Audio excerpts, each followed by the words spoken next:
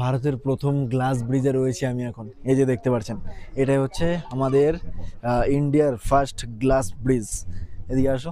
আর এখান থেকে যখন ভিজিবিলিটি পুরো ক্লিয়ার থাকবে তখন কাঞ্চনজঙ্ঘার বেশ দারুণ একটা ভিউ দেখতে পাবেন। পুরোপুরি মানে পেলিং হচ্ছে এমন একটা জায়গা যেখান থেকে আপনারা কাঞ্চনজঙ্ঘাটাকে একেবারে হাতের নাগালে দেখতে পাবেন। এছাড়াও পেলিং, রাবাংলা, নামচি সমস্ত জায়গাগুলো আপনারা খুব সুন্দরভাবে ঘুরে দেখতে পারেন।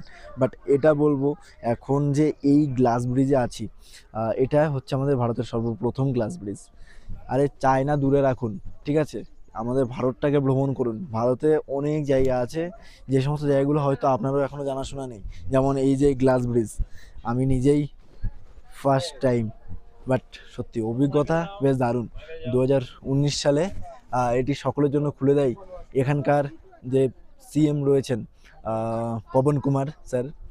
যাই হোক, আর এছাড়াও কিন্তু ওদিকে রয়েছে একটি খুব সুন্দর স্ট্যাচু। দেখো স্ট্যাচুটা দেখে দাও, যেটা কিন্তু খুব সুন্দর শান্তির প্রতীক। এই যে দেখতে পাচ্ছো, বেশ দারুণ। যাই হোক, সব থেকে বেশি আমার যেটা মন কাটছে সেটা হচ্ছে এখানকার এই গ্লাস ব্রিজ। অবশ্যই ভ্রমণে আসুন আর এই সমস্ত জায়গাগুলো একটু ভ্রমণ করে দেখুন। 46 কোটি টাকা খরচ করে তৈরি করা হয়েছে এই সুন্দর গ্লাস ব্রিজ, সমস্ত পর্যটকের কথা মাথায় রেখে।